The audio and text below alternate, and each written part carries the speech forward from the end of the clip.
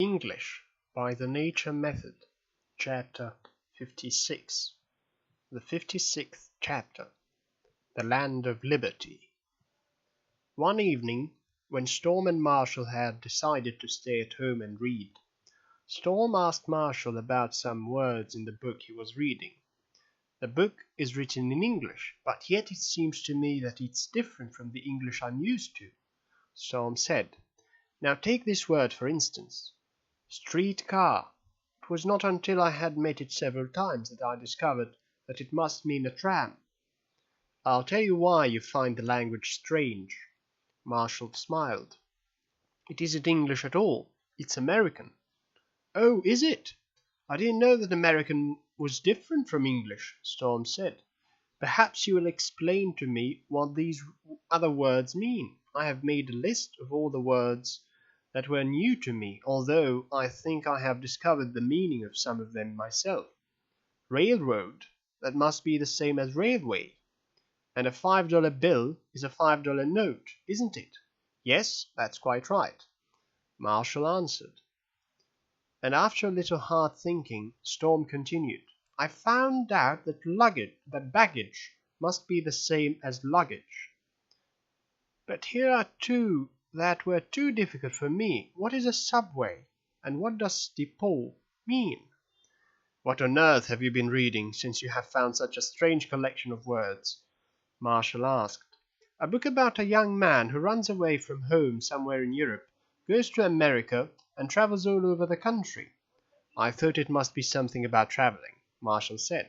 You see, all those words have something to do with traveling. Subway is the same as our underground. Perhaps you remember from your school days that sub is Latin for under, and depot is the American expression for station. They use the word station too. Just as America is rich in so many other ways, it is, as you see, also rich in expressions. Thanks. But tell me, Marshall, now that America has become such a great and rich country, aren't you English sorry sometimes that it's no longer an English colony? We don't think much about that nowadays, Marshall answered. And besides, it really was our own foolish generals and statesmen who lost our American colonies for England, not to mention the King George III, Storm. How did it happen? The Americans were dissatisfied with many things, and in many cases they had some cause to be dissatisfied with the government of the colonies.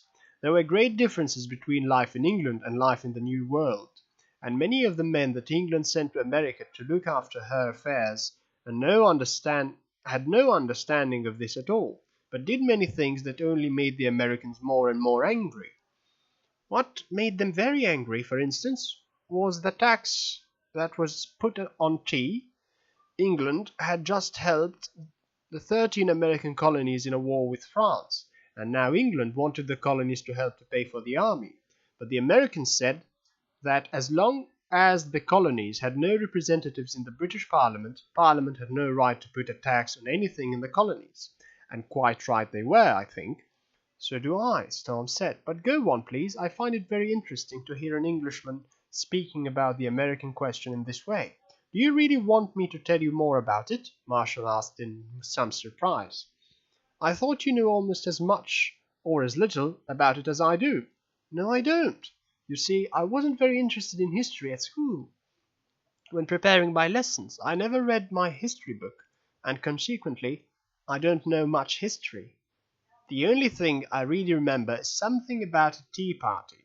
Oh, the Boston Tea Party. Well, I'll give you a lesson in history then, and tell you about our war with America. When the Americans wouldn't pay the tax that had been put on tea, and stopped drinking tea, King George got very angry and sent over some ships full of tea and told the Americans to buy the tea. But in the night, Americans dressed up as Indians went on board the ships and poured all the tea into the harbor. That was the tea party you remembered.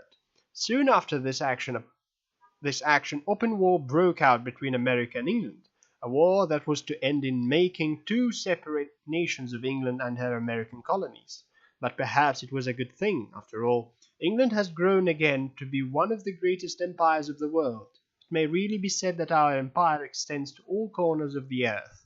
And on the other hand, after the colonies got their liberty, They continued to grow in size, and now the country extends from the Atlantic all the way across to the Pacific. The country that we call America consists of 48 separate states, each with its own laws, but they are united into one nation and have one law for things that are important to all the states. That's why the country is called the United States of America. What made the first people leave England and go to America? Storm asked. Wasn't there sufficient work and food for them in England? Yes, that had nothing to do with the reason. But shortly after 1600, there was a lot of religious trouble in England, and the cause of the trouble was a new act that said that all church services in England must be held in a way that was very much like the way the Catholic services were held. However, there were many people who thought that this was not the right way to worship God, and who wouldn't do as the law said.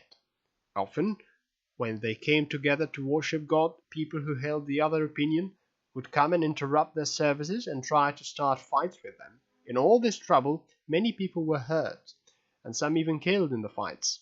And at last, some of them decided to leave England and go to America, where they would have liberty to worship God as they thought best, without being killed for it. Poor fellows, Storm said. I wonder if many more of them weren't killed by the Indians in America. Yes, that's just what happened, Marshall replied. Only a very few of the Englishmen who arrived in America on the famous Mayflower lived to see the next spring. In the first place, they had not brought sufficient food with them from England, and in the second place, the Indians hated the white men, or the pale-faces, as they called them, and killed many of them. The English went in fear of their lives, both day and night, and never felt safe. Much blood was shed to conquer America from the Indians. One can easily understand that the Indians hated those pale-faced strangers and regarded them as their enemies, Storm said.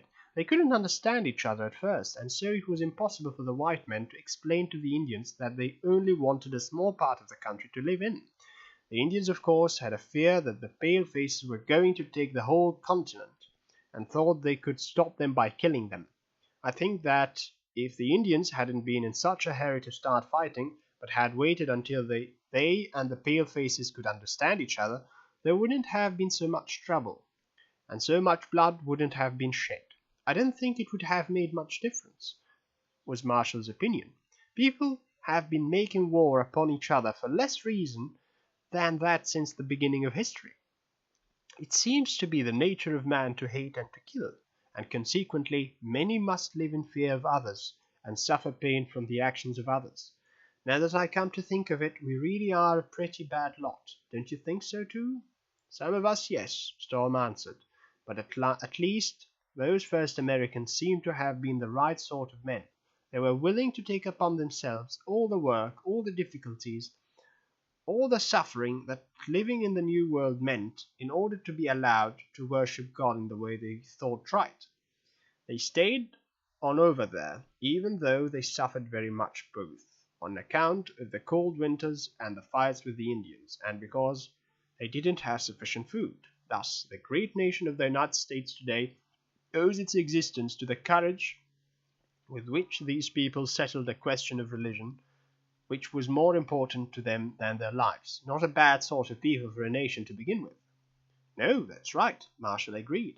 But look what has happened over there since then. America has been in too great a hurry to grow big and strong, and many Americans have been in too great a hurry to get rich quickly. They haven't had much time left over for thinking about those fine ideas of liberty that made the first Americans leave their mother country. However, he continued, I do think America has earned the Statue of Liberty which the people of France gave America in 1886, as a sign of the love of liberty in both countries. It's an extremely tall statue, you know, placed on an island just outside New York. The first sign that you have come to a free country. Yes, I know, Storm replied. I have read about it, inside it. You can go all the way up to the head, where you can look out through the eyes and thus get a wonderful view of New York. The Americans are very proud of the skyline of New York, as they call it, the line of houses and towers seen against the sky when your boat is entering the harbor. I hope to see it some day. So do I, Marshall said. as he prepared to go to bed. "Perhaps we could go there together." "Yes, perhaps we might," Storm answered. "Well, good night."